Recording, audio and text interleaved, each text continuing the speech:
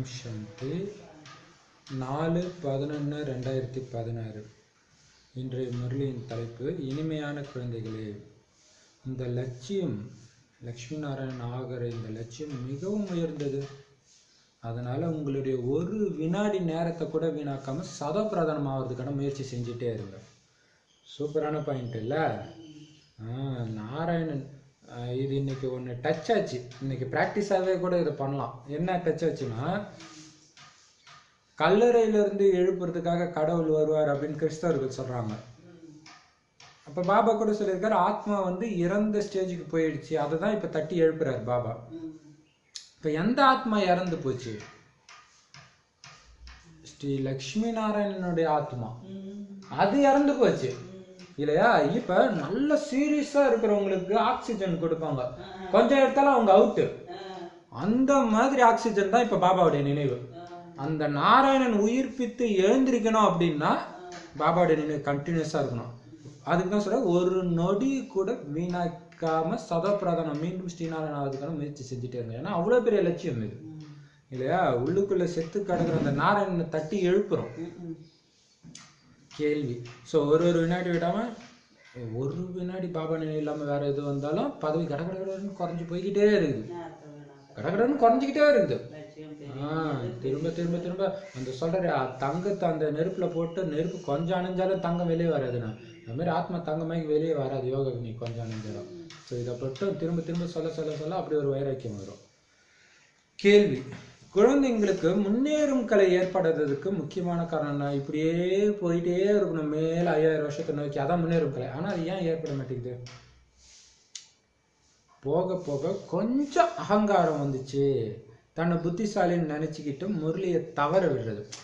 அப்ப நம்ம இத்தனை வருஷம் இருக்கோம், நமக்கு சொல்லாத அப்புறம் தாரணை அதை மட்டும் படிச்சுட்டு போ அப்படின்றாங்க இல்லையா? அது அவங்களுக்கே தெரியாது அது ஒரு அகங்காரம்னு. இறைவனுடைய ஞானத்தை ஃபுல்லா படிக்கலன்னா அது பேர் அகங்காரம் இல்லையா? ஒரு வார்த்தை, ஒரு வேர்டு, ஒரு இல்லையா? இப்ப பாபா சொல்றாரு, தன்னை புத்திசாலின்னு நினைச்சுக்கிட்டு முரளியை தவற விடுறது. அன்னைக்குதான் மாயா மிதின்னு மிதிக்கும். அதுலதான் இருக்கும் அது. பிரம்மா பாபாவை அவமதிச்சா ஒருபோதும் முன்னேறும் கலை ஏற்படாது. சாக்கார உள்ளத்துல இருந்து இறங்கிட்டீங்க. சாக்காரர் பிரம்ம பாபா மனசுல இருந்து நீங்க எப்ப இறங்கிட்டீங்களோ அப்பவே நிராகாரமானவரின் உள்ளத்துல இருந்தும் இறங்கிடுவீங்க. இப்ப இங்கதான் பிரம்மா பாபாவுடைய பார்ட், பயங்கரமான பார்ட் இல்லையா? ஏன்னா அப்ப சிவபாபாவுக்கு சமமா அவர் இருக்கிறார். நீங்க அவர் அவமதிக்கிறீங்க. பாப்பா இவர் சொல்றதெல்லாம் எது கேட்கணும், இவரா சொல்றாருன்னா அங்க உள்ள சிவன் பேசுறத போயிடுச்சு உங்களுக்கு. புத்திசாலி நினைச்சுக்கிட்டீங்க, முரளிய உதாசீனப்படுத்தினீங்க, போச்சு. ஒரு வார்த்தை விடாம தாரணை ஆச்சு ஆகாத பாயிண்ட் எழுதி வச்சு திரும்ப திரும்ப திரும்ப மனசுல சொல்லி சொல்லி சொல்லி சொல்லி நடைமுறை பழக்கவழக்கமா மாத்திடணும். பாட்டு. லட்சம் ஆண்டுகளுடைய. ஓம் சாந்தி. குழந்தைங்க பாட்டை கேட்டீங்க. யாராவது நமக்கு சந்தேகம் ஏற்படுத்துறதுக்கு என்ன வேணும்னாலும் செய்யட்டும், நாம சந்தேகப்பட மாட்டோம்னு குழந்தைங்க சொல்றீங்க இல்லையா? அது கடவுள் கிடையாதுன்னு நிரூபிக்கிறதுக்காக என்னென்னமோ பண்ணி பார்க்குறாங்க. என்ன ஆனாலும் நாங்கள் சந்தேகப்பட மாட்டோம் இல்லையா? ஏன்னா அந்த அளவுக்கு பிரச்சனைலாம் பண்ணாங்க இல்லையா? கோர்ட்டு கேஸ் வருதுன்னு. எவ்வளவுதான் தவறான தலைகீழான விஷயங்கள் சொன்னாலும் நாம சந்தேக புத்தி உடையவர்களாக ஆக மாட்டோம். ஸ்ரீமத் படி நடந்துகிட்டே இருப்பான். ஒரு பிரதர் எழுதினா சம்மந்தமே இல்லாம இன்னும் எழுதுறான்னு பார்த்தா இன்னைக்கு வானிலை தான் வந்திருக்கு. ஸ்ரீமத் படி கண்ணை மூடி நடந்துகிட்டே இருப்போம். எவ்வளவு தலைகீழான விஷயங்கள் சொல்லட்டும், தந்தை தினம் தினம் விதவிதமான கருத்துக்களை புரிய வச்சுக்கிட்டே இருக்கிறார். சத்தியுகத்துல 8 லட்சம் பேர் தான் இருந்தாங்க. ஆக கண்டிப்பாக இவ்வளவு மனிதர்கள் எல்லாருமே விநாசமாயிடுவாங்க. ஆக இந்த யுத்தத்தின் மூலம்தான் பல தர்மங்கள் அழிந்து ஒரு தேவதா தர்மம் ஸ்தாபனை ஆகணும் என்பதை புத்திசாலிகளாக இருக்கிற குழந்தைங்க புரிஞ்சுக்குவாங்க. அப்ப அங்க யாரு கேட்டாலும் சத்தியுகத்துல கம்மியான ஆத்மாக்கள் இருந்தாங்க, 8 லட்சம் பேர் தான் இருந்தாங்கன்னா ஒத்துக்குவாங்க. கலியுகத்துக்கு பிறகு அது வருதுன்னா இப்ப கலியுகத்துல மத்தவங்க எல்லாம் காணாம போயிடுறாங்க தானே அர்த்தம். இல்லையா? ஃபுல்லாக காணாமல் போகுது. ஃபுல்லாக காணாமல் போனால் அங்கே யாருமே இல்லை இல்லாமல் இருக்கணும் சத்தியுகத்தில். இப்போ இந்த யுத்தத்தின் மூலமாகத்தான் எல்லா அதாவது இறைவனை தவிர மனிதர்கள் உருவாக்கிய அத்தனை தர்மங்களும் அழிஞ்சிடும். ஒரு தர்மம், இறைவன் உருவாக்குற தர்மம் மட்டும்தான் எல்லாம் அழிஞ்சும் அடுத்த பிறவில வரும். மற்ற தர்மங்கள் வராது. முடிஞ்சிச்சுன்னா முடிஞ்சிச்சு, அவ்வளோதான். இல்லையா? யார் தகுதியானவர்களாக ஆவாங்களோ அவங்க தான் மனிதன்ல இருந்து தேவதைகளாக ஆவாங்க. தந்தையை தவிர வேற யாருமே மனிதன்ல இருந்து தேவதைகளாக ஆக்க முடியாது உங்களை. இல்லையா? தகுதியானவர்களாக ஆகிறவங்க மட்டும்தான் மனுஷன்ல இருந்து தேவதைகளாக ஆக முடியும். அந்த தகுதியானவர்களா ஆக்குறதும் யாரு பண்ண முடியும்? பாபா மட்டும்தான் பண்ண முடியும். இப்ப நம்ம வீட்டுக்கு போகணும், அதே சிந்தனை குழந்தைங்களுக்கு இருந்துட்டே இருக்கணும். வீட்டுக்கு போறதுக்கான ஏற்பாடு பண்றதை விட்டு இங்கேயே கொடுத்தா நான் அத்தனை ஏற்பாடு பண்ணிட்டு இருக்கக்கூடாது. இல்லையா? ட்ரெயினை பிடிக்கணும் போகணும் தானே இருப்பாங்க. அந்த நேரம் போய் இங்கே உட்காந்துட்டு அடுத்த வேலை சமைக்கிறது இதெல்லாம் பண்ணிட்டு இருப்போம். ஸோ அந்த மாதிரி புத்தி எப்பயுமே எப்படி இருக்கணும்? போகணும் போகணும் போகணும். ஆனால் மாயா என்ன பண்ணி அடிக்கடி இல்லை இல்லை இன்னும் ரொம்ப நாள் இருக்குது, பொறுமையாக, அதுக்குள்ளெல்லாம் ஒன்றும் வந்துடாது, அதெல்லாம் ஒன்றும் ஆகாது. பாபாவும் எப்படி எப்படியோ வானிலை சொன்னால் குழந்தை ஏந்திரிக்க மாட்டேங்குது, ஜோசிக்காரனை விட்டெல்லாம் சொல்கிறாரு. இப்போ ஜோசிக்காரனுங்களாம் கணிக்கிறாங்க மிகப்பெரிய அழிவு வருது, ஏஞ்சிக்கணும் ஏஞ்சிக்கணும்.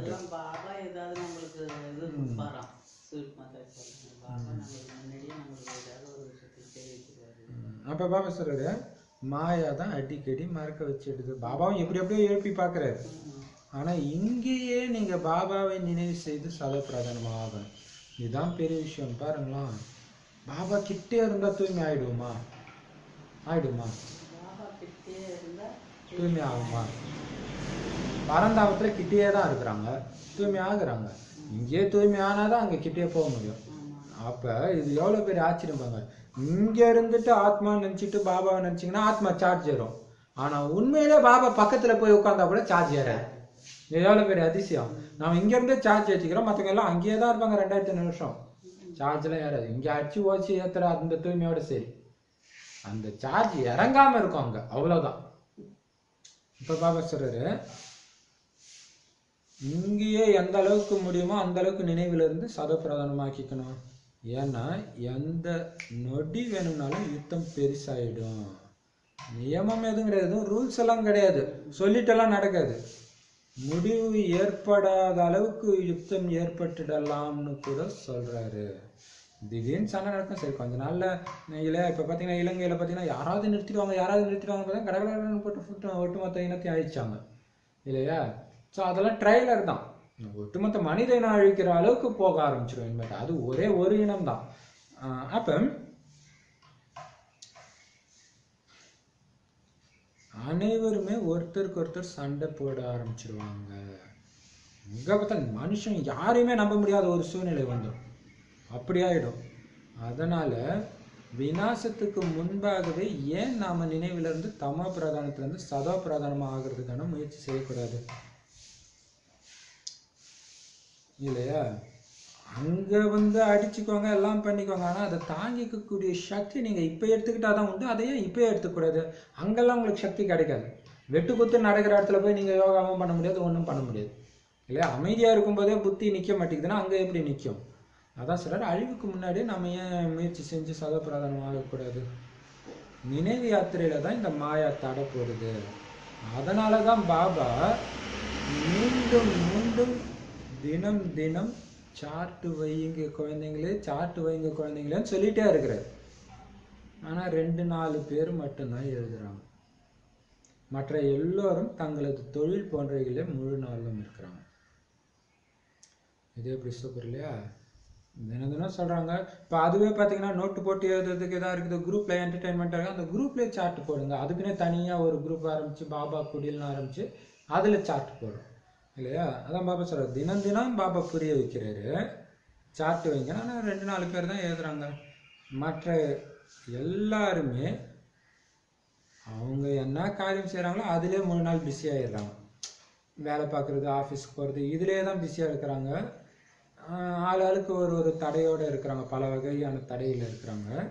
நாம் அவசியம் சதோபிரதானம் ஆகியே தீரணும்னு குழந்தைங்களுக்கு தெரியும்.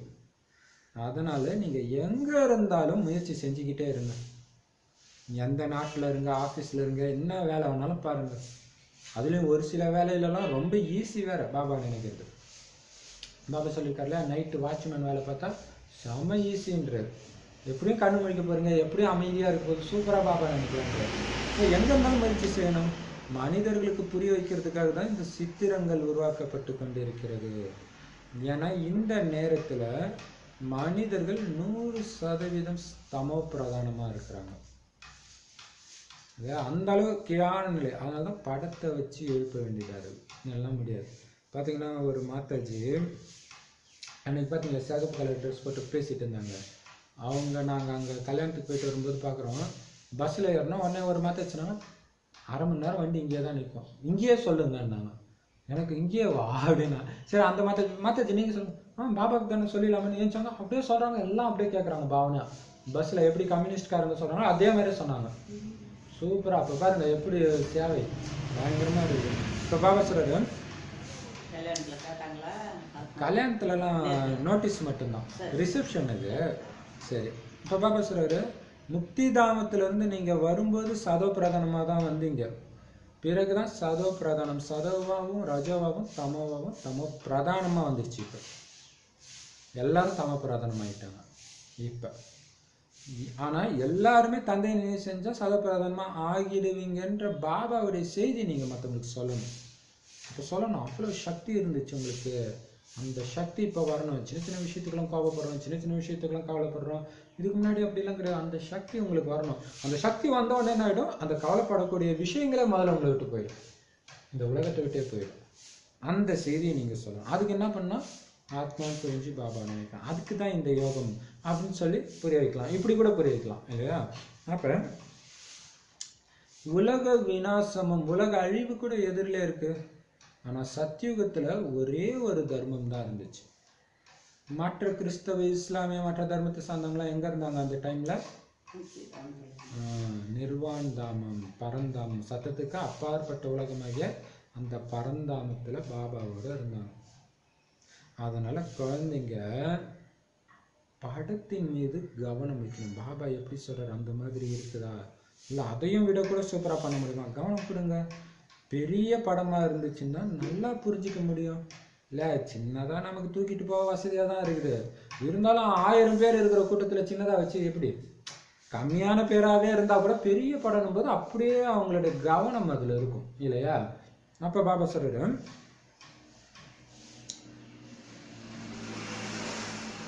அனைவருக்கும் பாபாவின் செய்தியை கொடுக்க வேண்டும். ஏன்னா நல்ல பெருசாக இருக்கும்போது எழுத்தும் பெருசாக இருக்கும், ஈஸியாகவும் அவங்க படிக்க முடியும் இல்லையா, தூரத்தில் இருந்து கூட. இப்போ எல்லோருக்கும் பாபாவுடைய செய்தி நீங்கள் கொடுத்தே தீரணும். மன்மனாபவன்ற வார்த்தை தான் ரொம்ப ரொம்ப முக்கியமானது. அதாவது தந்தை மற்றும் ஆஸ்தியை பற்றி புரிய வைக்கிறதுக்கு எவ்வளோ உழைப்பு செய்ய வேண்டி இருக்குது. இவர் தான் நம்ம அப்பா, அவர் வழிபடி போனாதான் அந்த மாதிரி ஆக முடியும் அப்படின்னு புரிய வைக்கணும், அந்த ஆஸ்தியை அடைய முடியும்.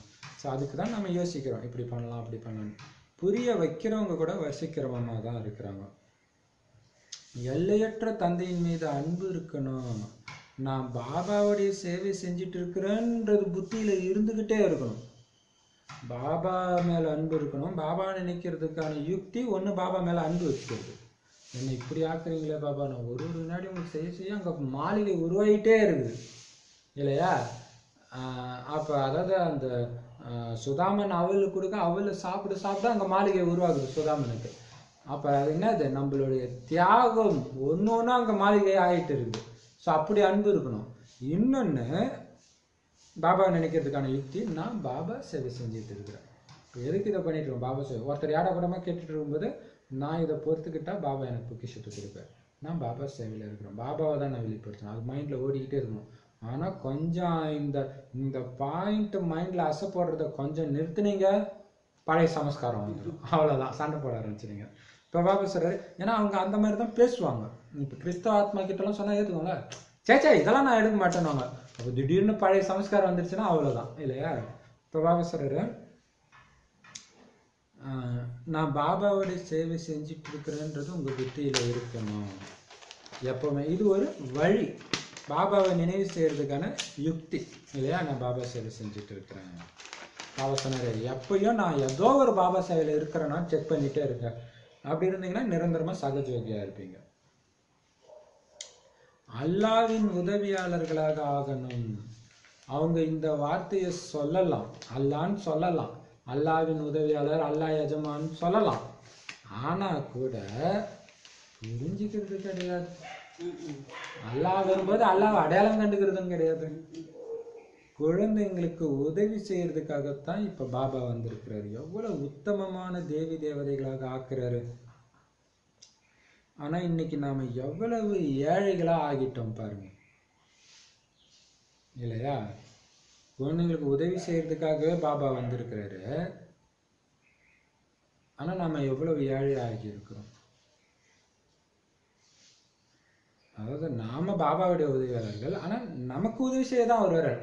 அப்ப என்ன பண்றோம், நான் உதவி அப்படி ஏஞ்சிட்டோம், பாபா சொல்றது சத்தியம்னு புரிஞ்ச உடனே பாபா நானும் உங்க கூட சேர்ந்து உதவி செய்யறேன், மற்றவங்களை எழுப்புறேன் அப்படின்னா. ஸோ பாபா சொல்றாரு, எவ்வளவு உத்தமமான தேவதைகளாக ஆக்குறாரு. இதை விட உதவி உங்களுக்கு என்ன செய்ய முடியும். இன்னைக்கு நாம எவ்வளவு ஏழைகா ஆகி இருக்கிறோம் பாருங்க. சத்தியுகத்துல சர்வ குணங்கள் நிறைந்தவர்களாக ஆகிடுவோம். ஆனா இங்க ஒருத்தருக்கு ஒருத்தர் சண்டை தான் போட்டுட்டு இருக்கிறாங்க. வாய் சிரிச்சு பேசினா கூட இல்லையா. ஒரு பிரதர்கிட்ட ஒரு ஊர்ல ரொம்ப ஃபேமஸான தமிழ்நாட்டில் இருக்கிற பெரிய சிட்டியில பஸ்ஸில் பர்மிஷன் வாங்குங்க பிரதர், நம்ம ஸ்டிக்கர் ஓட்டலாம், பாபாவுடைய டைரக்ட் மெசேஜ் ஸ்டிக்கர் ரெடி ஆயிடுச்சு அப்படின்னா அவர் சொல்றாரு, எங்க ஊருக்காரங்க ரொம்ப மரியாதையாக பேசுவாங்க, இருந்தாலும் மனசு எப்படி இருக்கும்னா அதில் நமக்கு என்ன ஆதாயம் கிடைக்கும் தான் இருக்கும். ஸோ அதுதான் இந்த உலகத்தில் இல்லையா. ஸோ மனசுனாலேயாவது சண்டை போட்டுருந்தா இருக்காங்க. வாயிலெல்லாம் ரொம்ப நல்ல பிள்ளை மாதிரி பேசினா கூட விநாசம் ஆகிடும்னு யாருக்குமே தெரியல. இவங்க சண்டை போட்டு நேரத்தை வீணாக்கிட்டு இருக்கிறாங்க.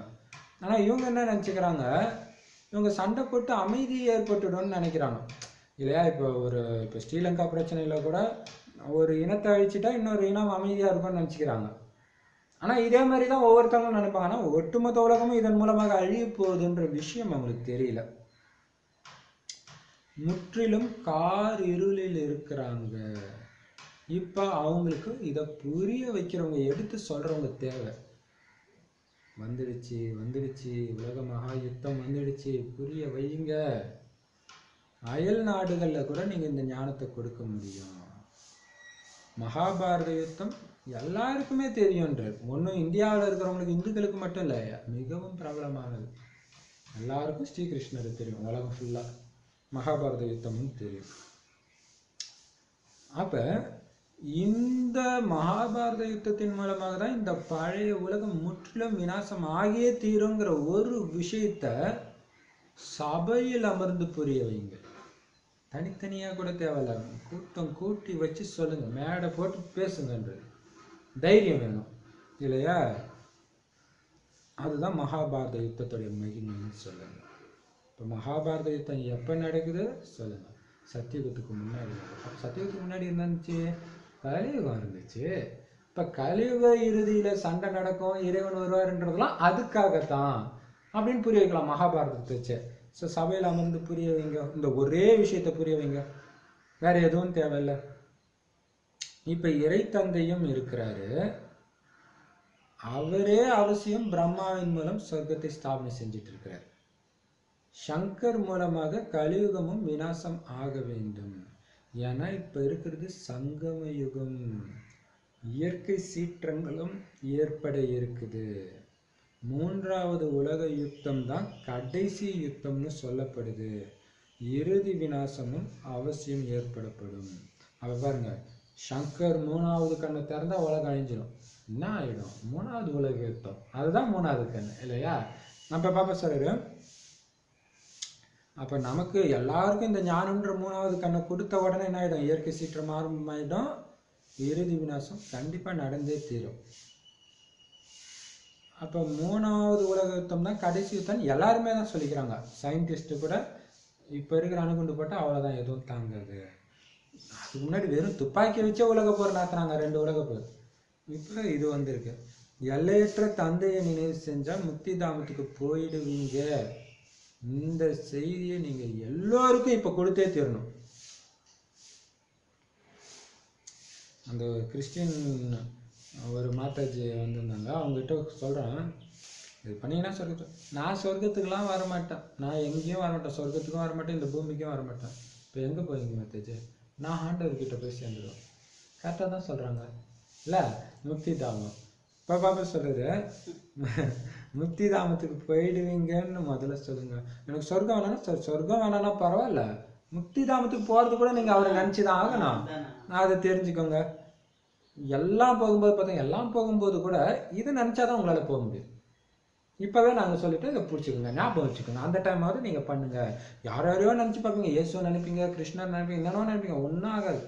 அப்போ இந்த ஞானம் ஞாபகம் வரும். இன்னமும் ஒலி புள்ளின்னாங்களே, இப்போ உலகழிவோடு சேர்த்து சொல்லும்போது அந்த டைம் நினைக்கணும்னு அவங்களுக்கு தோணும். நம்ம கூச்சப்பட்டு அதை எதுக்கு சொல்லணும்னு சொல்லாமல் விட்டோம்னா போச்சு இல்லையா? இப்போ பாபா சொல்கிறாரு, இப்போ எல்லாருக்கும் இதை சொல்லுங்க. அவங்களுடைய தர்மத்திலேயே அவங்க இருக்கட்டும், அவங்க ஒன்றும் மாறலாம் தேவையில்லை. இருந்தாலும் பாபாவை நினைவு செய்வதன் மூலமாக அவங்க தர்மத்திலே கூட அவங்க உயர்ந்த பதவியை அடைய முடியும் இல்லை? அவங்க இதில் பெரிய பெரிய மதஸ்தாபர்கள், மத தலைவர்களாக அவங்க மாறுவாங்க. எப்போ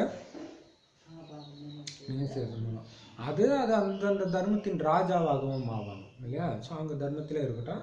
ஆனால் இதை மட்டும் சொல்லுங்கள், எல்லையற்ற தந்தை பிரஜாபிதா பிரம்மாவின் உடல் மூலமாக நமக்கு ஞானம் கொடுத்துட்டு இருக்கிறாருன்னு உங்களுக்கு தெரியும்.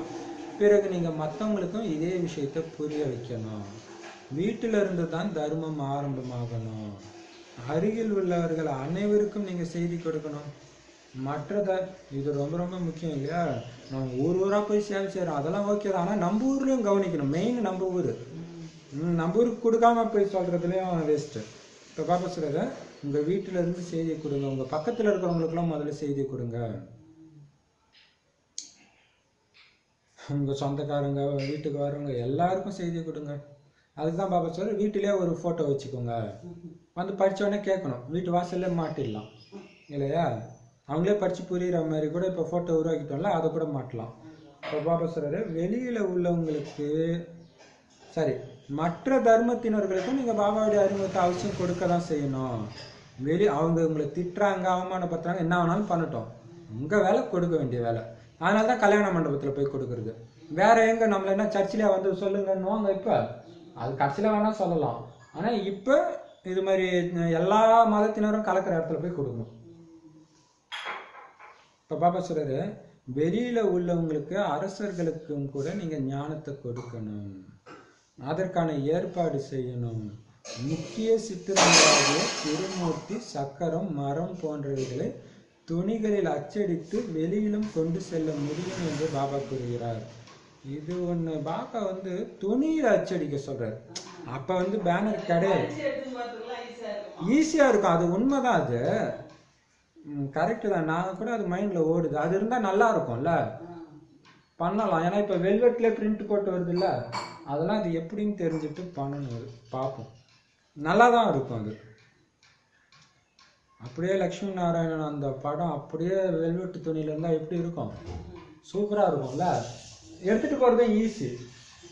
கரெக்டாக அதுக்கான ஏற்பாடு பண்ணுற வேண்டியதான். அது எப்படின்னு தெரியல, ஆனால் பார்ப்போம். சரி, பாபா சொல்கிறது, முக்கிய சித்திரங்களாகிய திருமூர்த்தி, சக்கரம், மரம் இதை துணியில் அச்சடித்து வெளியில் எடுத்துகிட்டு போக முடியும். பெரிய அளவில் அச்சடிக்க முடியல அப்படின்னா 2ஆ பிரிச்சுடுங்க. இப்பெல்லாம் முடியும், அப்போ அப்படி இருந்திருக்கும் வசதி இல்லாமல். இப்போ பாபா சொல்றாரு, சரி 2 துணியாக பிரித்து பாதி பாதி அச்சடிச்சுக்கோங்க, அப்புறம் 2த்தையும் ஒன்றா சேர்த்து வச்சு புரிய வைங்க அப்படி சொல்கிறாரு. முழு ஞானமும் இந்த திருமூர்த்தி, மரம், சிருஷ்டி சக்கரத்தில் இருக்குது. ஏனியுடைய ஞானம் கூட சக்கரத்தில் வந்துடுது. 84 பிறவிகளை எப்படி எடுக்கிறோம்னு விளக்கமாக ஏனியில் உருவாக்கப்பட்டிருக்கு. ஏனியுடைய ஞானம் சக்கரத்திலே இருக்குது. அதுதான் ஏணியை புரிய வச்சா சக்கரம் தேவையில்ல, சக்கரம் புரிய வச்சா ஏணி புரிய தேவையில்ல இல்லையா? அதுலேயே வந்துடுது ஆக்சுவலாக. கரெக்டு தான். அதான் நான் யோசிப்பேன், எதுக்கு ஏணி? இதுலே தான் எல்லாம் வந்துடுது. 84 பிறவிகள் எப்படி எடுக்கிறோம்னு விளக்கமாக ஏணியில் உருவாக்கப்பட்டிருக்கு. சக்கரத்தில் எல்லா தர்மத்தினர்களும் வந்துடுறாங்க. ஆனால் ஏணியில் வந்து எல்லா மதத்தினரும் வர மாட்டாங்க. இதுதான் பெரிய விஷயம். ஏணியில் ஒருத்தருடைய இது அந்த ஆத்மாவை வச்சே வரும், தேவதை ஆத்மா வச்சு. சக்கரத்தில் மற்ற தர்மத்தினரும் வந்துடுறாங்க. தமோ பிரதானத்திலேருந்து சதோவாகவும் சதோ பிரதானத்திலேருந்து சதோ ரஜோ தமோவில் எப்படி வர்றோம், எப்படி கீழே இறங்குறோன்னு ஏணியில காண்பிக்கப்பட்டிருக்கு. இப்போ பாபா சொல்றாரு, என் ஒருவனை நினைவு செய்யுங்க. பாபாவுக்கு முழு நாளும் சிந்தனை ஓடிக்கிட்டே இருக்குது. யாராவது பெரிய புது கட்டடம் கட்டுறாங்க அப்படின்னா அந்த சுவற்றில் 6க்கு 9 என்ற அளவில் சித்திரம் உருவாக்கணும். ஐயோ சூப்பர்! 12 அடிக்கான சுவர் இருக்கணும். சூப்பர். புது கட்டுறோம் அது அப்போ அப்படி நினச்சாரு. இப்போ என்ன தோணுதுன்னா, இப்போ அதுதான் நாங்கள் யோசிச்சுன்னு இருக்கிறோம். அடுத்தது என்னன்னா, ரயில்வே கிராசிங் இருக்குல்ல, கேட்டில் வண்டி நிற்காட்டினா கூட ஸ்லோவாக தான் போவாங்க, ஸ்பீட் பிரேக்கர் இருக்கும்.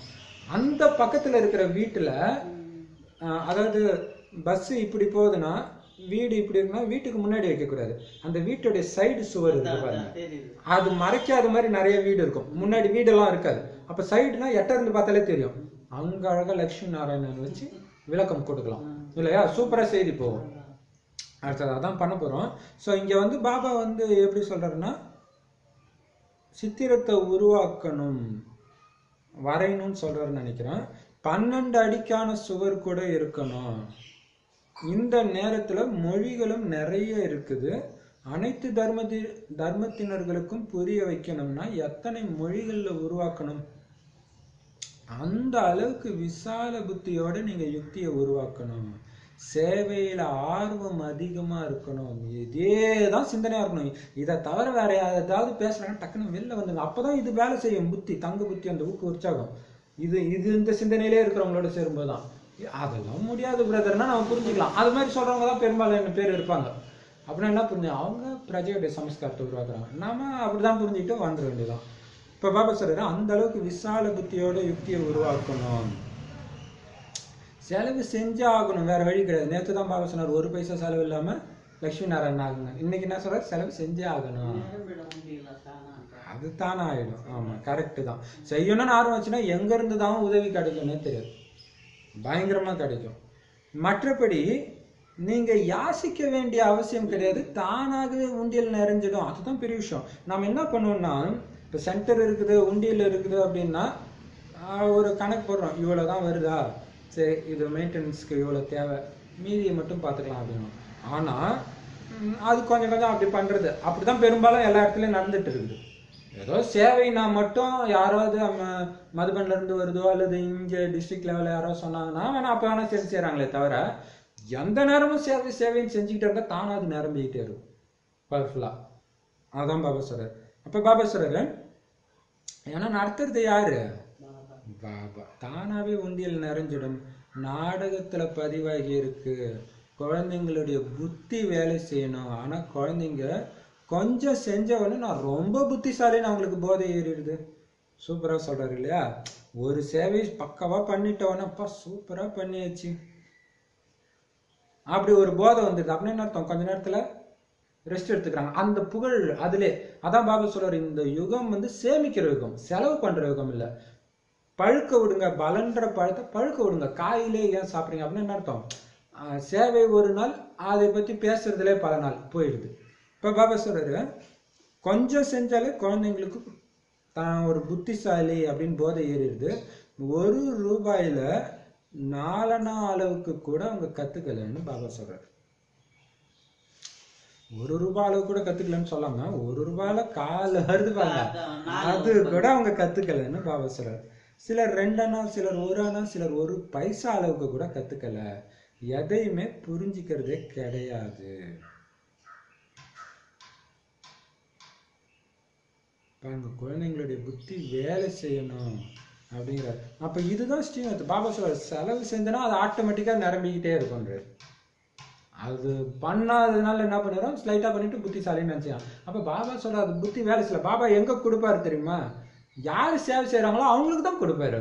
அவர் டச் பண்ணி வர வச்சுருவாரு. அது அவருடைய இது. நம்ம பண்ணாம அப்படியே இருந்துட்டோம்னா போயிடும். இப்ப பாபா சொல்றாரு எதையுமே புரிஞ்சுக்கிறதே கிடையாது, முரளி படிக்கிறதுல கூட ஆர்வம் கிடையாது. ஏன்னா பாபா பேசுறதே இங்கேதான், இதுலயே ஆர்வம் இல்லைன்னா அப்புறம் என்ன பண்றது இல்லையா?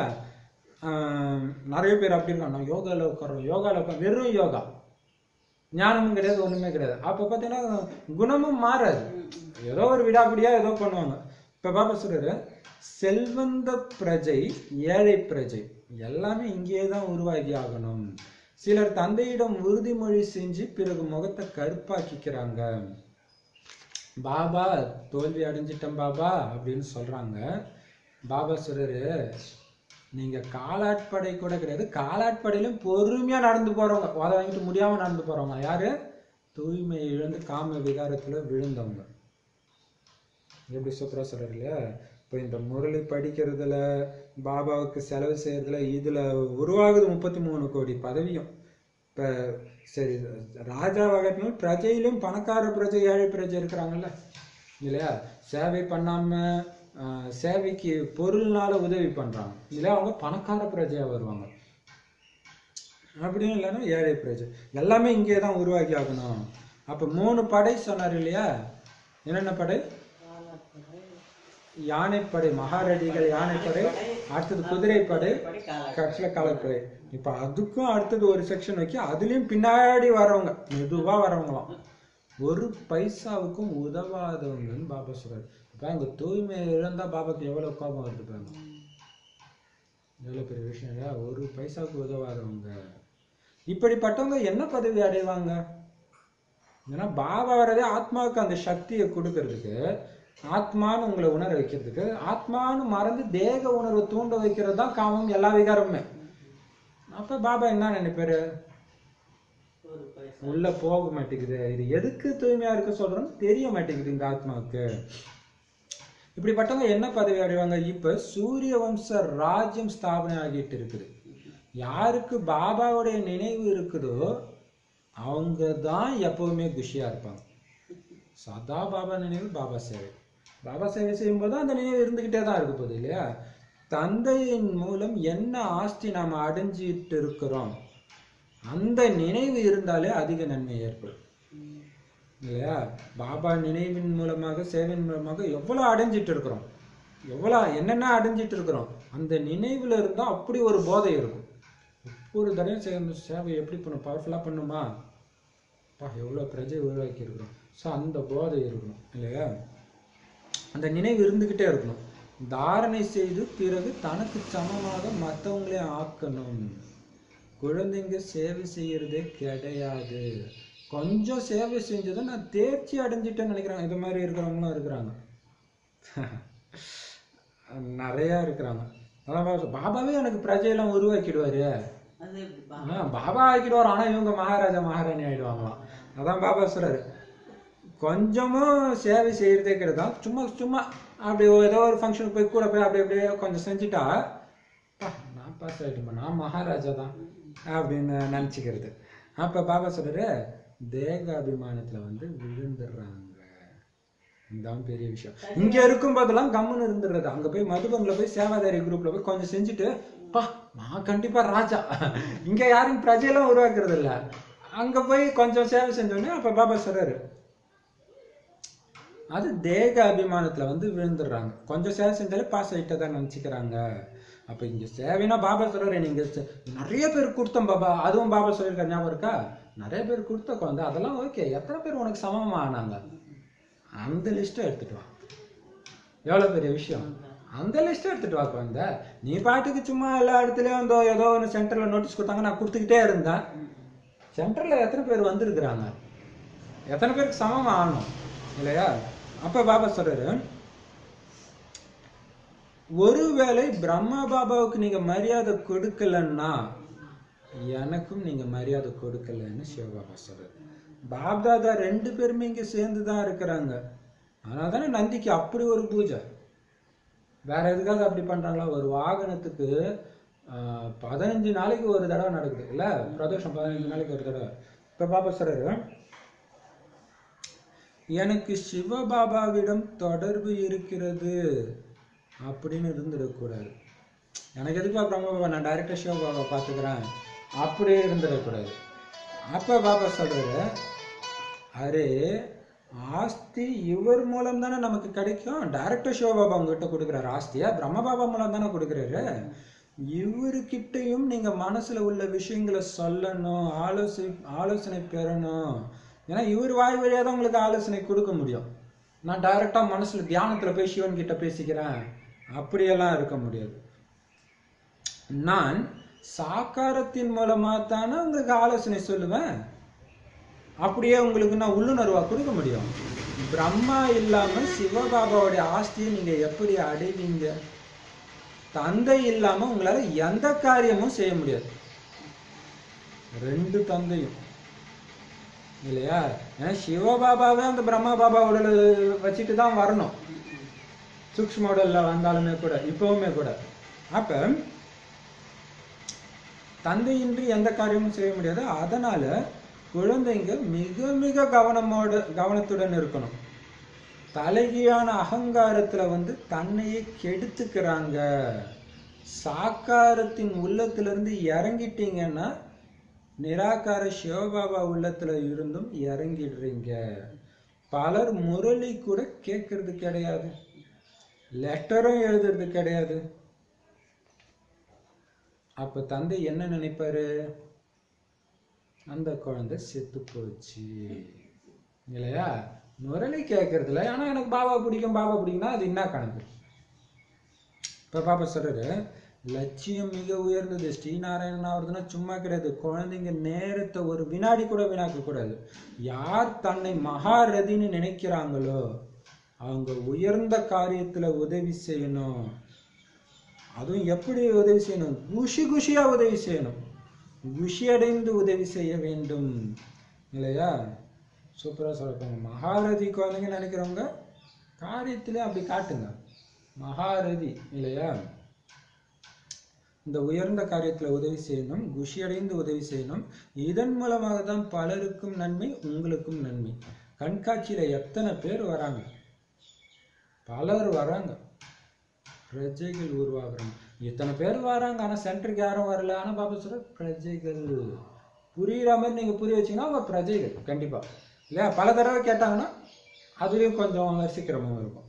இப்ப பாபா சொல்றாரு, பாபாவுடைய பார்வை யார் மேல தெரியுமா இருக்குது? சேவாதாரிகளின் மீது இருக்கிறது. அங்கதான் இருக்குது, சேவையை பார்க்கறது. எத்தனை பேரை உருவாக்குறாங்க, செய்தியை சொல்றது இல்லையா? சூரிய வம்சி ராஜா ராணி ஆகக்கூடியவர்கள் இந்த இந்திர சபைக்கு வர வேண்டும். யாரு சேவை செய்யலையோ அவங்க தகுதியற்றவர்கள். இந்திர சபைக்கு வர்றதுக்கே சொல்றாரு பாருங்க. சூரிய வம்சி ராஜா ராணி ஆகக்கூடியவர்கள் தான் இந்திர சபைக்கு வரணும்ன்ற. சூரிய வம்சத்தினர் கூட சொல்லல, அங்க ராஜா ராணி ஆகிறவங்க தான் வரணுமா. அது யார்? அவங்க சேவை செஞ்சதான் அவங்க. ஆனா சேவை செய்யாதவங்க இங்க வர்றதுக்கே தகுதியற்றவர்கள். யாரு என்ன ஆவாங்கன்னு நாள் போக போக தெரிஞ்சிடும். எப்படி எச்சரிக்கை கொடுக்குறாரு பாருங்க இல்லையா? நாம நாளைக்கு சொர்க்கத்துக்கு போய் ராஜகுமாரர்களாக ஆவோங்கிற போதை குழந்தைங்களுக்கு அதிகம் இருக்கணும். அப்படி நான் எதுக்கு அப்போ ஒரு வினாடியும் பேசிக்கணும், பாபா நான் ராஜ்யம் அடைகிறேன், நான் நாராயணன், என்னுடைய பிரஜைகளை நான் உருவாக்கியே தீரணும். அந்த போதை நான் நாளைக்கு அது ஆக போறேன். இந்த ஒரு பிரிவு மட்டும்தான் நான் இந்த இதுல பண்ணிட்டு இருக்கேன். அதுவும் கஷ்டமா இல்லை, அதுவும் போதையா தான் இருக்கும். ஏன்னா இதை தவிர உங்களுக்கு வேற எதுவும் பிடிக்கவும் செய்யாது இல்லையா? அந்த போதை உங்களுக்கு அதிகம் இருக்கணும். இங்க நீங்க ராஜயோகம் கற்றுக்கொள்ள வந்திருக்கிறீங்க, நல்ல முறையில நீங்க கத்துக்கல அப்படின்னா பதவி குறைஞ்சு போயிடும். இங்க ராஜயோகம் கத்துக்கிறதுக்கு தான் வந்திருக்கிறீங்க, நல்ல முறையில கத்துக்கலன்னா என்ன ஆகும்?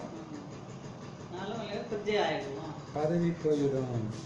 பாபா கிட்ட சேவையின் இப்ப இந்த யோகம் ராஜ யோகத்தை கத்துக்க அந்த ராஜா ஆகிறதுக்காக தான் இந்த ராஜயோகம். அதை சரியா கத்துக்கலாம் என்ன ஆயிடும்? ராஜா ஆக மாட்டோம், பதவி குறைஞ்சிடும். பாபா கிட்ட சேவை செய்திகள் வர வேண்டும், பாபா கிட்ட ஒப்படைக்கணும். பாபா இன்று நான் இந்த சேவை செஞ்சேன். கடிதம் எழுதலைன்னா பாபா என்ன நினைப்பாரு? செத்துட்டா இந்த குழந்தை அப்படின்னு நினைப்பாரு. யாரு சேவை செய்யறாங்களோ அப்ப பாருங்க, நல்லா சேவை செஞ்சுட்டு மதுபனுக்கு போனா எவ்வளவு குஷி இருக்கும் இல்லையா? சேவை செய்யாம போனா சும்மா போயிட்டு அதுதான். இப்ப பாபா சொல்றாரு, யார் சேவை செய்யறாங்களோ அவங்கதான் பாபாவுடைய நினைவுலயே வராங்க.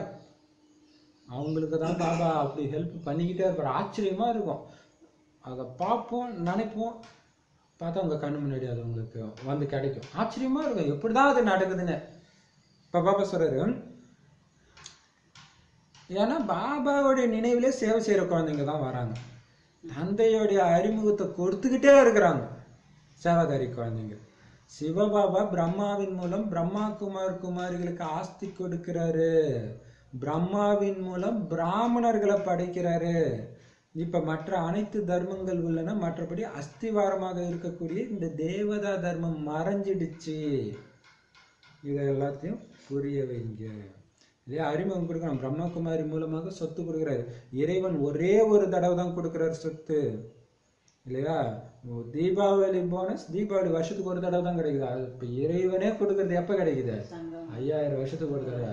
இழந்துடாதீங்க, இழந்துடாதீங்க, வாங்க வாங்க வந்து பாருங்க இல்லையா? பிராமணர்களை படைக்கிறார். பிராமணர்களுக்கு இந்த ஞானத்தை போதித்து தேவதை பதவியை கொடுக்கிறார். எல்லா மதங்களும் மனிதர்கள் உருவாக்கிய எல்லா மதங்களும் இருக்குது. ஆனா இந்த மதத்தின் அனைத்து மதங்களின் ஆணி வேறாக மெயின் தண்டாக இருந்த அந்த தேவதை தர்மம் மறைஞ்சிடுச்சு. இந்த விளையாட்டுக்கள் எல்லாம் உருவாக்கப்பட்டிருக்கு. ஏணிப்படியில எல்லா தர்மங்களும் இருக்குதா? இருக்குதா? சக்கரத்துலதான் வரும் எல்லாம் இல்லையா? இதன் காரணத்தினால சக்கரத்துல புரிய வைக்கணும். அதனால வெறும் ஏணிப்படியை வச்சு உங்களால புரிய வைக்க முடியாது. சக்கரத்துல எல்லாமே வந்துருச்சு. இப்ப நாமெல்லாம் சொல்றது வந்து வெறும் சக்கரத்தை வச்சுதான். இப்ப நம்ம படமே வந்து சக்கரத்தை மையமா வச்சுதான் இருக்குது இல்லையா? பாபா சொல்றாரு, அப்ப அதோட நிறுத்தாம மற்ற தர்மத்தினருக்கு அவங்க என்ன எங்களை பத்தியே இல்லை, இது வெறும் இந்து தர்மத்தை பத்தி தான் வருதுன்னு நினைப்பாங்கல்ல. அதனால நீங்க சக்கரத்தை வச்சும் புரிய வைக்கணும். சக்கரத்துல தெளிவா இருக்கு. சத்தியுகத்துல தேவி தேவதைகள் இரட்டை கிரீடதாரிகளாக இருந்தாங்கன்றத நீங்க புரிய வைக்கணும். இந்த நேரத்துல தூய்மையின் கிரீடம் யார்கிட்டயுமே கிடையாது. ஒலி கிரீடம் அப்ப பாருங்க, சூப்பரான விஷயம். ஒலி கிரீடம் நாம இப்ப கொடுக்கிற அளவுக்கு ஒருத்தர் கூட கிடையாது தூய்மையானவங்க. தனக்கும் கொடுத்துக்க முடியாது. ஒலிக்காக நம்ம முயற்சி செஞ்சிட்டு இருக்கிறோம். இங்க சரீரம் தூய்மையாக கிடையாது. ஆத்மா யோக பலத்தின் மூலம் தூய்மையாகி கடைசியில முழுமையாக தூய்மை ஆகிடும். கிரீடம் சத்தியுகத்துல தான் கிடைக்கும். சத்தியுகத்துல 2 கிரீடம், பக்தி மார்க்கத்துல ஒற்றை கிரீடம். இங்க எந்த கிரீடமும் கிடையாது. இப்ப உங்களுக்கு மட்டும் தூய்மை கிரீடத்தை எப்படி காமிக்கிறது? ஒளியை எங்க காமிக்கிறது? ஞானிகளாக ஆகிட்டீங்க. ஆனா எப்ப நீங்க முழு தூய்மையாக ஆவீங்களோ அப்பொழுதுதான் ஒளியை காண்பிக்க முடியும். ஆக சூக்ஷ்மவதனத்துல ஒளியை காண்பிக்கலாமா? எப்படி மம்மா சூக்ஷ்மவதனத்துல தூய பரிஸ்தாவாக இருக்கிறார் அல்லவா? அங்கு ஒற்றை கிரீடம் இருக்கிறது. ஆனால் இப்பொழுது ஒளியை எப்படி காண்பிப்பது? கடைசியில் தான் ஒளி ஏற்படும். யோகாவில் அமரும் போது ஒளி காண்பிக்கலாமா? இன்று ஒளி காண்பித்துவிட்டு பிறகு தூய்மை இழந்துவிட்டால் ஒளி மறைந்து விடுகிறது. அதனால கடைசியில கர்மாதிக நிலை ஏற்படும் பொழுது மட்டும்தான் ஒளியை காண்பிக்க முடியும். ஆனால் நாம சம்பூர்ணமானதும் சூக்ஷ்மவதனத்திற்கு சென்று விடுவோம். எவ்வாறு புத்தர் கிறிஸ்துவை காண்பிக்கிறாங்க? முதலில் தூய்மையான ஆத்மா தர்மஸ்தாபனைக்காக வருகிறது. அவர்களுக்கு ஒளியை கொடுக்க முடியும், ஆனா கிரீடம் கொடுக்க முடியாது. நீங்களும் பாபாவை நினைவு செய்து தூய்மையாக ஆகிடுவீங்க. சுயதர்சன சக்கரத்தை சுற்றி சுற்றி நீங்க ராஜ பதவி அடைவீங்க. அங்க அமைச்சர்கள் இருக்க மாட்டாங்க.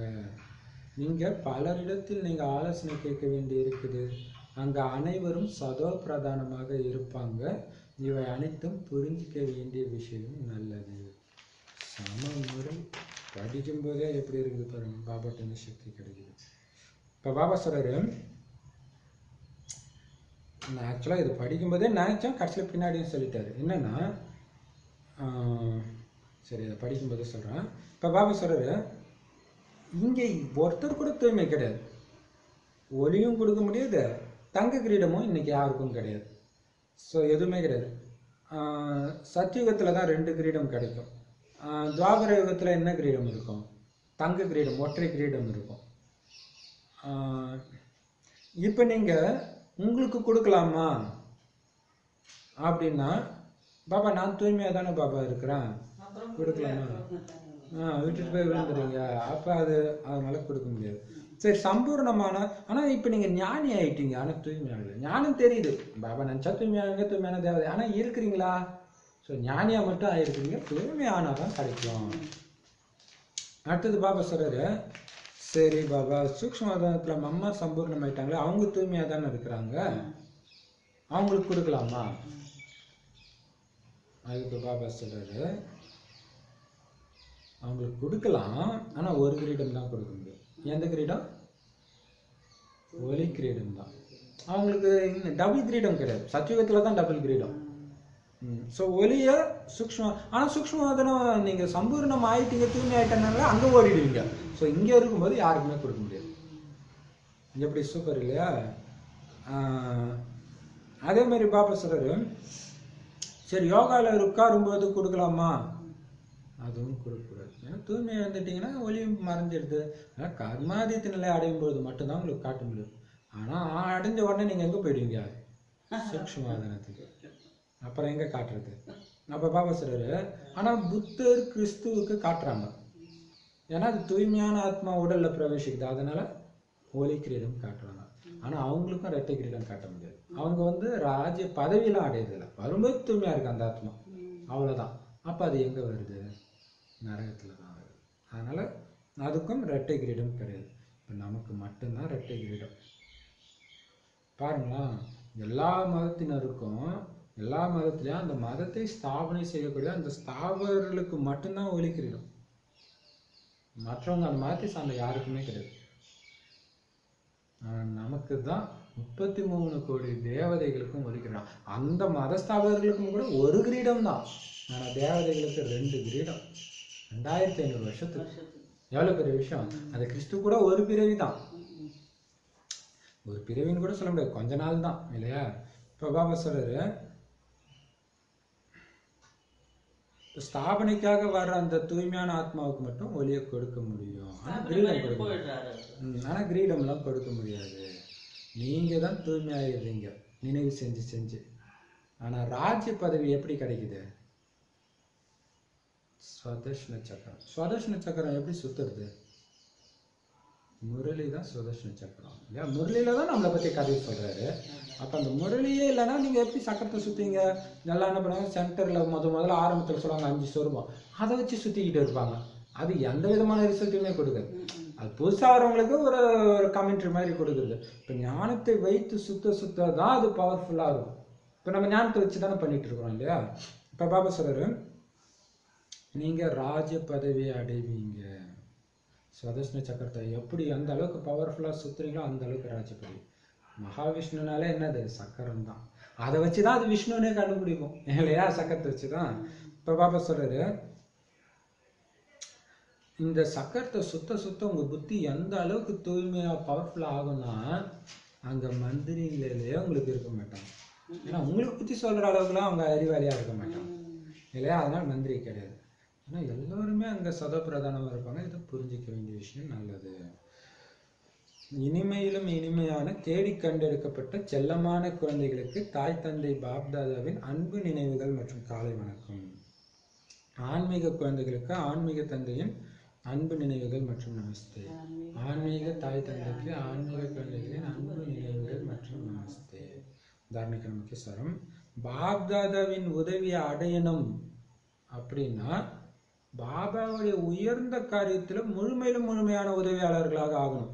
எதையுமே பண்றதில்ல, ஆனால் பாபா எனக்கு ஹெல்ப் பண்ணுன்னா எப்படி பண்ணுவார்? பாபா வந்ததே சேவை செய்யறதுக்கு தான். அந்த சேவையே பண்ணாமல் எப்படி ஹெல்ப் பண்ணுவார்? சேவை பண்ணுங்க, டக்குன்னு எப்படி தான் வரும்னே தெரியாது, அப்படி ஹெல்ப் ஆகும். நம்ம எதிர்பார்க்குற பஸ் ஒன்று வரலை அப்படின்னா நாங்கள் கூட அதே மாதிரி அங்கே நின்றுட்டு இருந்தோம். பஸ் எல்லாம் கூட்டமாகவே வந்துச்சு. நான் அப்போ சொன்னேன், மாதாஜி கவலைப்படாதீங்க, ஏதோ ஒரு தேவதை ஆத்மா வரப்போகுது, அந்த பஸ்ஸுக்காக தான் உங்களை வெயிட் பண்ணி வச்சுருக்கேன். கரெக்டாக ஏறினோடனே சொல்கிறாங்க, பிரதர் நீங்கள் சொன்னது கரெக்டு பிரதர். ஒரு போலீஸ், லேடி போலீஸ் சொன்னாங்க, அவங்களே கேட்டாங்க. அதுக்கு அப்போ துல்லியமாக எப்படி நகருது இல்லையா? பிரஜையை நான் அனுப்புகிறேன், குழந்தை வெயிட் பண்ணு குழந்தைங்கிறாரு. இப்போ பாபா சொல்கிறார், முழுமையிலும் முழுமையான உதவியாளராக ஆகுங்கள், முழுமையான உதவி உங்களுக்கு கிடைக்கும் பாபாட்ட இருந்து. பாபாவுக்கு தனது சேவை செய்திகளை கொடுக்கணும். காலைல ஏன் சொன்னேன், பாபா நான் இதெல்லாம் இன்னைக்கு பண்ண போகிறேன், நைட் ஆனோடனே பாபா நான் சொன்ன மாதிரி பண்ணிட்டேன்னா சொல்லுங்க, எழுதுங்க, மதுபனுக்கு போகும்போது போட்டுருங்க. தேக அபிமானத்தில் வந்து ஒருபோதும் அவமரியாதை செய்யக்கூடாது. எதுக்கு? முரளிக்கு இல்லையா? முரளி கேட்கலன்னா அது மிகப்பெரிய அவமரியாதை பாபாவுக்கு.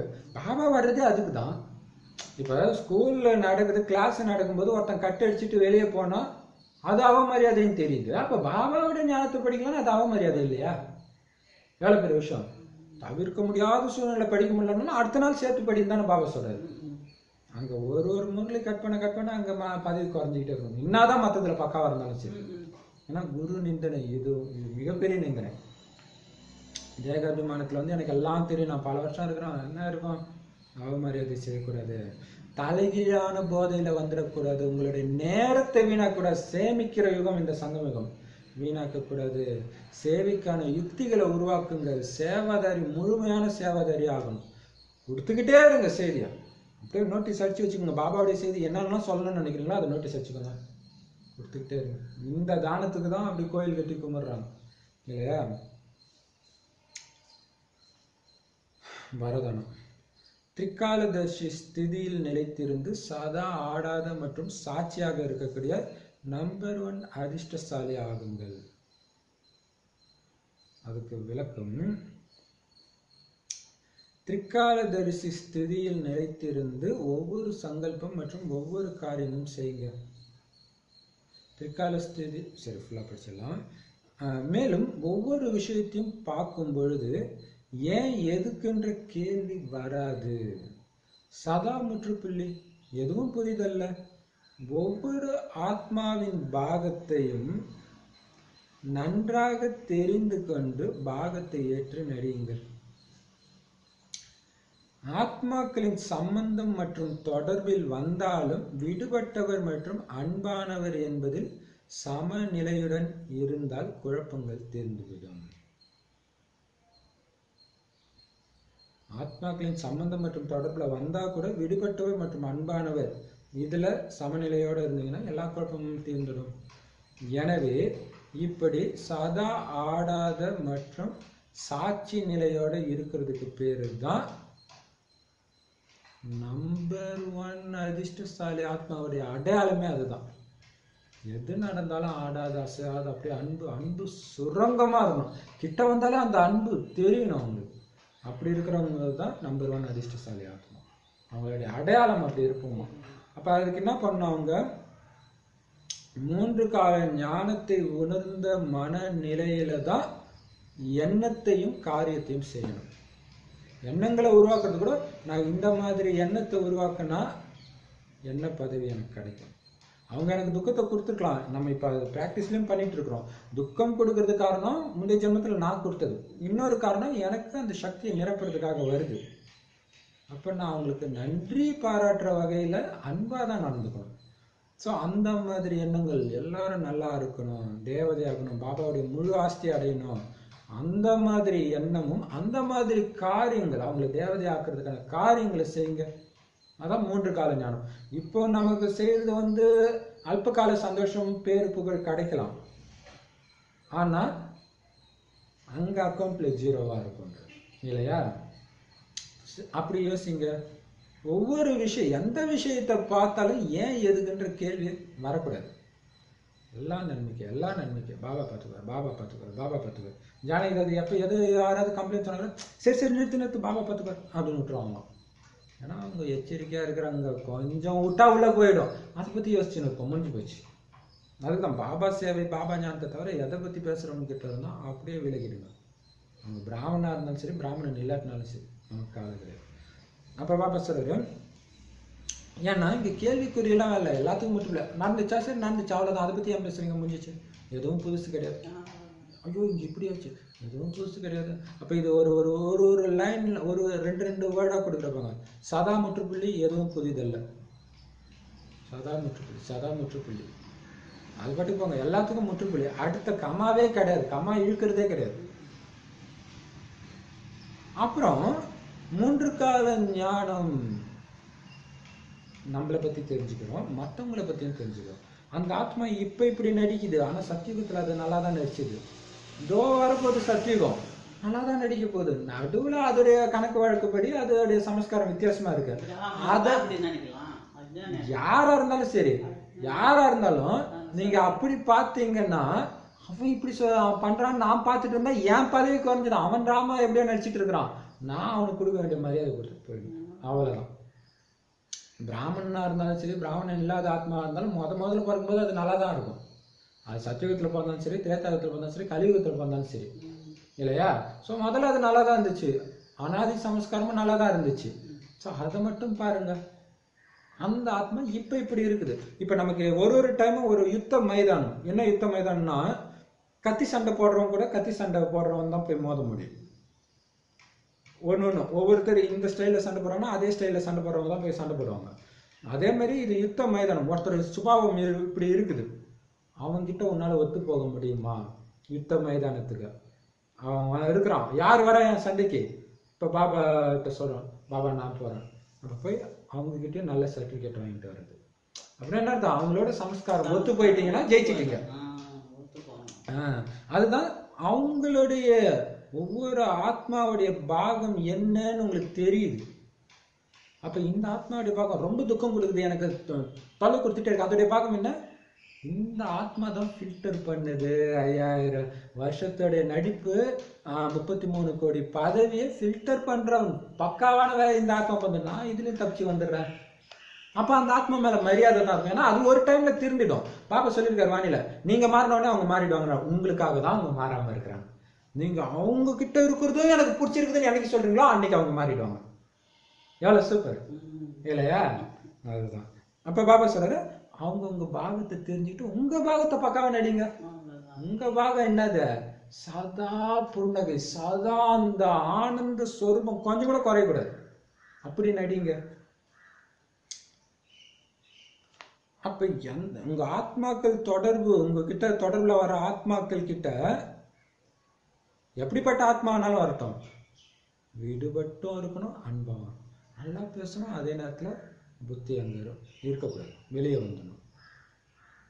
அதுல மட்டும் நீங்க பேலன்ஸ் வச்சுட்டீங்க, எந்த குழப்பமும் வராது.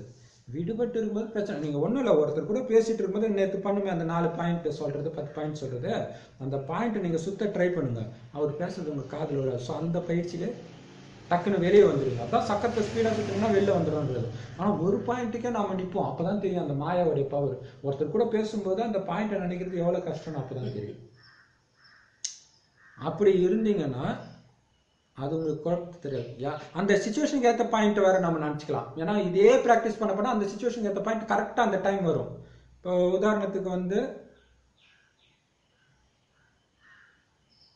ஒரு வினாடி மாயா கிட்ட மாட்டி ஸ்ரீநாராயணன் பதவியை இழக்கக்கூடிய முட்டாள் வியாபாரி கிடையாது நான், முழு ஆஸ்தியை அடையக்கூடியவன்.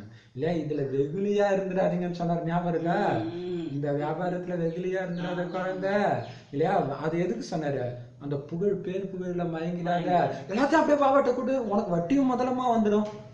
டக்குன்னு எல்லாத்தையும் பாபாட்ட திருப்பி போட்டுக்கிட்டே இரு. சத்தியுகத்துல எனக்கு கொடுத்தா போதும், இங்க எதுவுமே தேவையில்லை, கொடுத்துக்கிட்டே இருங்க, இல்லையா? இப்ப பாபா சொல்றாரு, அப்ப ஆடாத ஆசை. ஏன்னா எதையாவது எதிர்பார்த்தா தானே துக்கம். எதுவுமே இங்க எதிர்பார்க்கல. எனக்கு பாபா அங்க கொடுக்கணும், இங்க கொடுக்க கூடாது. அவர் அங்க கொடுக்கணும், இங்க கொடுத்தாலும் நான் திருப்பி கொடுத்துருவேன். பாபா குழந்தை இந்த இது எப்படின்னா, நாராயணன் பதவி இங்க இருக்கு, இங்க இருந்து நாம போறோம் நாராயணன் பதவி நோக்கி. வழியில பாபா ஒரு பொருளை கொடுப்பாரு. பாபா நீ எவ்வளவு பெரிய கேடி, நான் நாராயணன் பதவி கொடுக்குறேன், நீ வழியில ஒரு பொருளை கொடுத்து என்னை உட்கார வைக்க போக, இந்த நீயே வச்சுக்கோ அப்படின்ட்டு மேலே போயிட்டே இருக்கணும். மறுபடியும் இன்னும் பெரிய ஒரு ரொம்ப நமக்கு பிடிச்ச பொருள் கிடைக்கும், அப்படியே கொடுத்துக்கிட்டே இருக்கணும். கொடுக்கல பிடிச்சிக்கிட்டீங்கன்னு வச்சுங்க, அதோட முடிஞ்சு போச்சு, அங்கேயே இருந்துக்க வேண்டியதுதான் இந்த பதவியை விட்டு. ஸோ அப்படி அப்போ எதுக்கும் ஆடாம அசையாம இருந்தால் தான் மேலே போக முடியும்.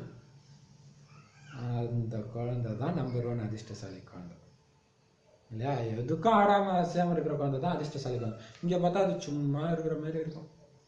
அந்த மாதிரி எதுவும் கவனம் இருக்கு, யார்கிட்டையும் கலகலப்பாக பேச மாட்டேன். ஆனா அந்த ஆத்மாவுக்கு ஞானம் தெரியுது, அதனால கலகலப்பாக பேசல.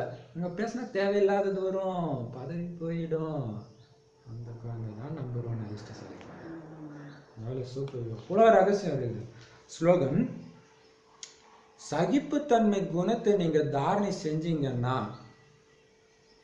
கடுமையான சமஸ்காரமும் குளிர்ச்சி ஆகிடும். பாபா சொன்னாரு, பயங்கரமா திட்டுறாங்க, நீங்க பாட்டுக்கு அமைதியா கேட்டுட்டு இருங்க, அவங்களே திட்டி பாட்டு சலிச்சுட்டு போயிடுவாங்க. ஆனா கொஞ்சம் ஏதாவது பேசினா நான் கூட பேசுறேன், இன்னும் தான் ப்ரெஷர் வரும். இப்போ சகிப்புத்தன்மை குணம் உங்களுக்கு அப்படியே சுபாவமா மாறிடுச்சுன்னா உங்க தொடர்புல வரவங்க அல்லது உங்களுடைய குணமே கூட, உங்களுடைய குணமா இருந்தாலும் சரி மற்றவங்களுடைய குணமா இருந்தாலும் சரி, ரெண்டுமே குளிர்ச்சி ஆகிடும். சூப்பர் இல்லையா. சகிப்புத்தன்மை அதுலதான் எல்லாம் இருக்கு. ஓம் சாந்தி. பாபா என்னென்ன சொன்னார் இன்னைக்கு? பாபா என்ன சொன்னார்? ஃபர்ஸ்ட் எடுத்ததும், இனிமையான குழந்தைகளே, லட்சியம் மிக பெரியது. லட்சுமி நாராயணா அவரோட லட்சியம் பெரியது என்றது ஞாபகத்தை வச்சுக்கிட்டு கொஞ்ச நேரம் கூட வீணாக்காதீங்க. லட்சியத்துக்கு எதிர் என்னது? அலட்சியம். லட்சியத்தை அடைய விடாம பண்றது இந்த அலட்சியம். அகங்காரம் வந்துட்டு முரளியை கூட தவற விட்டுடுறாங்க. முரளியில படிக்கணும் தவற விட்டுடுறாங்க. அது போல ஒரு அகங்காரம் வந்துடுது. அந்த மாதிரி வரக்கூடாது. எத்தனையோ வருஷத்துல இருக்கிறோம். பாபா டெய்லி என்ன சொல்லிட்டு இருக்காரு, அப்படி எதை சொன்னா ஆளு எப்பயும் தான் சொல்றாரு. நம்ம பவர்ஃபுல்லா இருக்கோம், சரி ரொம்ப வருஷத்து ஆத்மாக்கலன்ட்டு அவங்க கிட்ட சொல்லுவோம். பாபா என்ன சொன்னார், அது எப்பயோதான் சொல்றாங்க. அதான் சூக்ஷ்ம அகங்காரம். அப்புறம் என்ன சொன்னாரு, படம் சொன்னாரு. முரளி 3 படம் துணியில அச்சடிச்சு எடுத்துட்டு போங்க இல்லையா. திருமூர்த்தி, சக்கரம், மரம். புது கட்டடம் காட்டினாங்கன்னா அதுக்கு 9க்கு சித்திரம் 9க்கு 12 அடி அது சொன்னாரு. 12 அடி சுவர் இருக்கணும்னு சொன்னாரு. நாங்க 6க்கு 8 அது ஓகே சரி பார்ப்போம். நமக்கு தான் சொல்றாரு அழகா, படம் வைக்கிறவங்க கவனம் செலுத்தணும், ஈஸியா புரிய வைக்கிறது எப்படி, உயரமா வைக்கிறது, எந்த இடத்துல வைக்கிறது, அதெல்லாம் சொல்றாரு. சேவை சேவை சேவை செய்யறதுக்கு தானா அது ஒண்டியில் விடும். நீங்க யாசிக்க வேண்டியது இல்ல. நீங்க ஆர்வம் வைங்க, செலவு செஞ்சுதான் ஆகணும். அது தானா ஆரம்பிக்கும். நீங்க காலத்தாங்க நீங்க எடுத்து வச்சுருந்தா எடுத்து வச்சுக்கிட்டே இருக்க வேண்டியதான். அதாவது உங்களுடைய லட்சியம் என்ன தெரியுமா, அந்த பண்டாராவை காலி பண்றதா உங்க லட்சியமா இருக்கும். சேவையில நான் காலி ஆகிறேன். நீங்க பாத்தீங்கன்னா 5000 செலவு பண்ணா அந்த இடத்துல 10,000 வரும். ஆச்சரியமா இருக்கும் நமக்கு. எப்படிதான் வரும்னே தெரியாது. சேவை நான் இந்த மாசத்துக்குள்ள எனக்கு பாபாவுக்காக பாபா கொடுத்த அத்தனை காசையும் நான் சேவையில் ஈடுபட்டுறேன்னு நினைப்பீங்க. அது பார்த்தா அது டபுள் ஆயிடும். ஆச்சரியமா இருக்கும். ஸோ அப்படி பண்ணிக்கிட்டே இருங்க. யாரு சேவை செய்யறாங்களோ அவங்க தான் எனக்கு பிரியமானவர்கள்னு வேற இன்னைக்கு சொல்லியிருக்கிறேன். அவங்க மேலதான் என் பார்வை இருக்குது இல்லையா. கிரீடம் கொடுக்கறத பத்தி எல்லாம் சொன்னார். இப்ப போய் உங்களுக்கு கொடுத்தோம்னா நீங்க திரும்ப போய் விகாரத்துல விழுந்துட்டா அதனாலதான் உங்களுக்கு போய் எந்த கிரீடமும் கிடையாது, தூய்மையின் கிரீடமும் கிடையாது. பாபா கிட்ட வந்துட்டு தூய்மை இழந்தீங்கன்னா என்ன அது அதை சொன்னாரு, செத்து போயிட்டீங்க. அப்புறம் என்ன சொன்னாரு, மகாபாரத யுத்தத்தை பத்தி வெளிநாட்டுக்காரங்களுக்கு கூட புரிய வைங்க, உட்காந்து புரிய வைங்க. இது பின்னாடிதான் சத்தியகம் வரப்போகுது, அதுக்கு முன்னாடி நீங்க இந்த சொத்தை அடைஞ்சுக்கோங்கன்னு சொல்லுங்க. உலகம் அழிப்புதான், அதான் எனக்கு தெரியும். என்னப்பா அது தெரியும். அதுக்கு முன்னாடி நீங்க ஒரு விஷயத்த அடைஞ்சாதான் அதுக்கப்புறம் வர அந்த சொர்க்கத்துக்குள்ள நீங்க பிரிவு எடுக்க முடியும். அதை சொல்லுங்க. முக்தி வேணும்னு சொல்றாங்க, அதையும் சொன்னார்ல. மற்ற தர்மத்தினருக்கு புரிய வைங்க முக்தி எப்படி அடையுதுன்னு, பாபா கிட்ட எப்படி போறதுன்னு சொல்லுங்க. அப்ப அந்த தர்மத்திலேயே அவங்க பெரிய ஆள் ஆயிடுவாங்க. அப்புறம் என்ன சொன்னாரு, அது இந்த கிறிஸ்து இவங்கெல்லாம் ஒரு இது மட்டும் அவங்களுக்கு ஒரு கிரீடம், ஆனா தங்க கிரீடம் கொடுக்க முடியாது, நமக்கும் கொடுக்க முடியாது, தேவதைகளுக்கு தான் கொடுக்க முடியும். அப்புறம் அம்மா சூட்சமாதத்துல அவங்களுக்கு கொடுக்கலாம், கிரீடம் கொடுக்கலாம். பிரம்மா பாபாவை அவமதிச்சீங்க, அது முக்கியமான விஷயம். அதுதான் அவரு எப்படி இருந்தீங்களோ அதே மாதிரி நிராகார நானும் என் மனசுல இருந்தும் நீங்க இறங்கிடுவீங்க. அதனால குழந்தைங்க ரொம்ப முக்கியமான விஷயம். பிரம்ம பாபாவை அவமதிக்க கூடாது. பிரம்ம பாபா இருந்துதான் அவர் வாயாலதான் சொல்லி நம்மளுக்கு சிவபாபா நம்மளுக்கு எல்லாமே கொடுக்கறது. அகங்காரத்துல தண்ணியை கெடுத்துக்கிறாங்க. எடுத்துக்காதீங்க. யார் எது சொன்னாலும் தலைகீழான விஷயங்கள் எது சொன்னாலும் நீங்க சேவையில பயங்கர ஆர்வம் இருக்கணும். குஷி குஷியா வந்து சேவை செய்யணுன்றாரு இல்லையா? லீவு போட்டுட்டு வந்து இப்ப நம்ம பேனர் டிசைன் பண்றதுலாம் லீவு போட்டு டிசைன் பண்ணியிருக்காரு. லாஸ் ஆஃப் பே, சம்பளத்தை இழந்து பண்றாரு. எவ்வளவு பெரிய விஷயம் இல்லையா? சரி, பாபா கொடுப்பாரு. அதுதான். இந்த ராஜகத்தை நல்லா கத்துக்கிட்டீங்கன்னா ராஜா, இல்லைன்னா பதவி குறைஞ்சிடும். சேவை செய்திய பாபாக்கு லெட்டர் எழுதுங்க. அப்புறம் ஏணிப்படியில இல்லாத விஷயம் சக்கரத்துல, ஏணிப்படியில ஒரு தர்மம் தான். இந்த தர்மத்தை பத்தி இருக்கிறதெல்லாம் சக்கரத்துல தான் இருக்கு. சரி, வரதானம் என்ன சொன்னாரு? வரதானம் வந்து திரிகால தரிசியாகி திரிகால தரிசி நிலையில இருந்து எண்ணம் காரியம் செய்யணும். அப்ப ஏன் எதுக்குன்னு கேட்க மாட்டீங்க, எல்லாத்தையும் புரியல. சோ 3 கால ஞானத்தை உணர்ந்தவன் தான். எல்லாத்திலும் நன்மை இருக்கு, எல்லாம் நல்லவங்க, எல்லாம் தேவதையாகணும். இந்த பிராக்டிஸை நாம இப்ப பண்ணிட்டு தான் இருக்கிறோம் இல்லையா? அப்படி இருந்தீங்கன்னா எதுக்கும் ஆடாத அசையாதவராக இருக்குங்க. அதுக்கு ஒண்ணு சொல்லியிருக்கிறாரு. என்ன பண்ண சொல்லியிருக்கிறார்? திரிகால தரிசி நிலையில இருந்து விடுபட்டவர் அன்பானவர். இதுதான் விதி. விடுபட்டவர் அன்பானவராக இருந்தீங்கன்னா எந்த குழப்பமும் இருக்காது. நீங்களே போய் மூக்க நோச்சிட்டு என்ன இவங்க இப்படி சொல்லிட்டாங்க அப்படின்னு குஷி ஆயிடுச்சுன்னா நாளைக்கு அவங்களே எட்டி உதைக்கும் போது துடிப்பீங்க. ஏன் போய் விடுபடாம போய் மாட்டினீங்க? அப்புறம் இருக்கணும். அதான் பாபா சார், விடுபட்டு இருக்கிறதுல அன்பாவும் இருக்கணும். யாரா ஒரு பியாரா, அதை பேலன்ஸ் பண்ணிட்டீங்கன்னா குழப்பமே வராது. எதுக்கெடுத்தாலும் ஆடாம அசையாம இருக்கு. எல்லாம் பாபா புகழ்ந்தாவா, அவர் பண்றாப்பா, அவரை போய் புகழுங்க. திட்டினாரா, அவரு தான்ப்பா பண்ணாரு, அவரை போய் திட்டுங்கப்பா. பாபா என்ன சொன்னாரு? அப்படிதானே சொன்னாரு. என்கிட்ட எங்க கேளுங்க, அவர்கிட்ட கேளுங்க. அப்ப நான் நடத்துறேன்னு நினைச்சீங்க? நான் சும்மா கேள்வி. நான் சம்பாதிச்சுட்டு இருக்கிறோம், பாபாட்ட வந்து பொக்கிஷத்தை அள்ளிட்டு இருக்கிறோம். பண்றவர் அவரு இல்லையா? அப்ப ஆடாம அசையாம இருப்பீங்க, போதையில இருப்பீங்க. நான் நாராயண நகரம் வருங்கால வருமானத்தை சம்பாதிச்சுட்டு இருக்கேன். அடுத்த 21 பிறவிக்கு அந்த போதை இருந்துகிட்டே இருக்கணும்ன்றாரு. அப்படி ஆடாத அசையாத சதா குஷியில இருக்கிற குழந்தை தான் நம்பர் 1 அதிர்ஷ்டசாலி ஆகும். ஸ்லோகன் சகிப்புத்தன்மையை தாரணை பண்ணா நம்ம சமஸ்காரமே இது குளிர்ச்சி ஆயிடும்னு சொல்றாங்க. கடுமையான சமஸ்காரம் குளிர்ச்சி ஆகிடும். அது நம்மள்தான் சரி, மற்றவங்கள்தான் சரி. ஓம் சாந்தி. நன்றி.